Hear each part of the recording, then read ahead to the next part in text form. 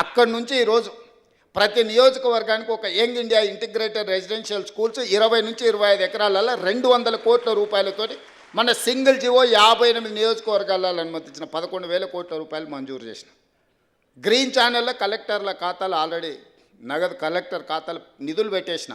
రేపు పొద్దుగాలే బిల్లులు వచ్చినాయి రాలేదని కాంట్రాక్టర్లు పని ఆపితే పిల్లలకు నెక్స్ట్ అకాడమిక్ ఇయర్ లోపల ఒక మంచి ఇన్ఫ్రాస్ట్రక్చర్ ఇవాళ కార్పొరేట్ లెవెల్లో వాళ్ళకు విద్యను అందించడానికి.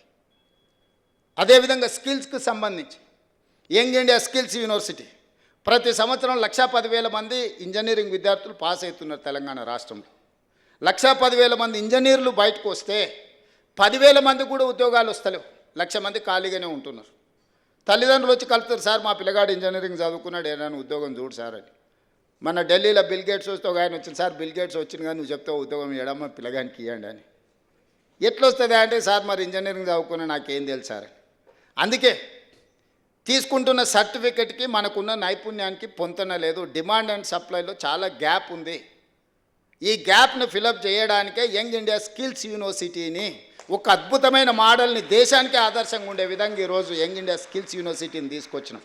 మన పిల్లలకు సాంకేతిక నైపుణ్యాన్ని పెంపొందించడం ద్వారా ఉద్యోగమే కాదు స్వయం ఉపాధి కూడా వాళ్ళకి కల్పించుకోవడానికి అవకాశం ఉంటుంది. వాళ్ళకు అవకాశాలు కల్పించాను యంగ్ ఇండియా స్పోర్ట్స్ యూనివర్సిటీని తీసుకొచ్చినాం. ఇవన్నీ మీరు చేసిన ఉంటే యంగ్ ఇండియా స్కిల్స్ యూనివర్సిటీ కానీ యంగ్ ఇండియా స్పోర్ట్స్ యూనివర్సిటీని కానీ లేకపోతే young India integrated residential schools for SC ST BC and minority పిల్లలకు మీరు నిర్మించి ఉంటే ఇవన్నీ కూడా నాకు అవకాశమే రాకపోవు కదా.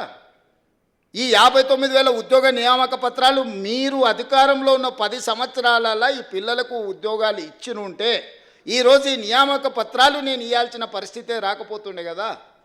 మీ కుటుంబంలో నియమించుకున్న కారుణ్య నియామకాలు అదే కారుణ్యము ఈ పిల్లల మీద చూపించుంటే 500 కుటుంబాలకి ఇవాళ రవీంద్ర భారతిలో నేను కారుణ్య నియామకాలు ఇవ్వాల్సిన అవకాశమే ఉండకపోతుండే కదా. 10 ఏళ్ళు మీరు ఏవేవైతే చెయ్యలేదో, 10 ఏళ్ళు ఏ అంశంలో మీ బాధ్యత మర్చిపోయినరో, 10 ఏళ్ళు ఏ బాధ్యత పట్ల మీరు నిర్లక్ష్యంగా వ్యవహరించినరో వాటన్నిటినీ సవరించుకుంటూ పరిష్కరించుకుంటూ ఒక్కొక్క అడుగు నేను ముందుకేస్తున్నా. ఇంతకుముందు బిల్డ్ ఇప్పుడు టౌన్ ప్లానింగ్ వాళ్ళు మీరు ఉన్నారు, ఏ పర్మిషన్ కూడా ఏ రికార్డు లేదు. సామాన్యులకు మాత్రం 100 చిక్కు ప్రశ్నలు, ఉన్నోడు వస్తే మాత్రం మాన్యువల్గా అప్లికేషన్. భూమి ప్రభుత్వం ఉందా తెలియదు, భూమి ప్రైవేట్దా తెలియదు, భూమి చెరువులు ఉందా తెలియదు, భూమి నాలాలు ఉందా తెలియదు, భూమి యజమాని ఇంకోరా తెలియదు. కాగితాలు ఆయన గారికి ఇస్తారు, ఆయన చూస్తాడు, ఈయన అనుమతిస్తాడు, వాడు కడతాడు. కట్టినాక ఎవడో నా భూమి అని వస్తే కొనుక్కున్నాడు, చూసేటోడు, ఇచ్చినోడు అందరు ఇరుక్కుంటారు. కమిషన్లు తీసుకున్నాడు, హ్యాపీగా ఉన్నాడు. అందుకే నేను చెప్పిన అధికారులకు నథింగ్ డూయింగ్, ఆఫ్లైన్ పర్మిషన్స్ ఇయ్యను. మా బిల్డర్ చాలామంది నా మీద అలిగినరు, అరే మాకు ముందు చాలా లగ్జరీ ఉండే, మాకు చాలా కంఫర్ట్ ఉండే, ఒక ఆయనకు తీసుకొని పోయి కాగితాలు మిగతా అప్పచెప్తే నిమిషాలలో మాకు అనుమతి వచ్చేది, నువ్వు వచ్చినాక అన్ని చిక్కుముళ్ళు వేస్తున్నావు అని.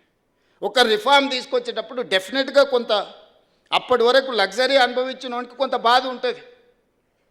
ఎందుకంటే మాకు ఇంత గ్రీన్ ఛానల్లో మాకు కొన్ని వెసులుబాట్లు ఉండే. రేవంత్ రెడ్డి గారు రాగానే పేదోడు లేదు పెద్దోడు లేదు అందరు క్యూలో రావాలి, ఆన్లైన్లో రావాలి, మీరు ఆటోమేటిక్ యాప్లో అప్లోడ్ చేయాలి, మీరు ఏమేమి పెడుతారో అందులో పెట్టుకుని ప్రజలు పబ్లిక్ డొమైన్లో ఉంటుంది. ఈ భూమి ఎవరిదో తేలుతుంది, అది చెరువులు ఉందా లేదా తేలుతుంది, అది నాలాలు ఉందా లేదా తేలుతుంది. ఇవాళ అనుమతులు ఇచ్చిన వాళ్ళు మేము కొంతమందిని వాళ్ళు ఒత్తిడితో ఇచ్చారు, మేము ప్రాసిక్యూషన్కు మా అధికారులు రాశారు హైదరాబాద్, ఈ ఆఫీసర్లు అందరూ లోపలేమని. వాళ్ళు నేను పిలిచిన ఏందే అని, ఏం చేయాలి సార్ ఆనాడు ఉన్నాయని ఇవ్వమన్నాడు, మేము ఇచ్చినాం, మీరు మమ్మల్ని ఏమో శిక్షిస్తామంటారు, మా పరిస్థితి ఏందని.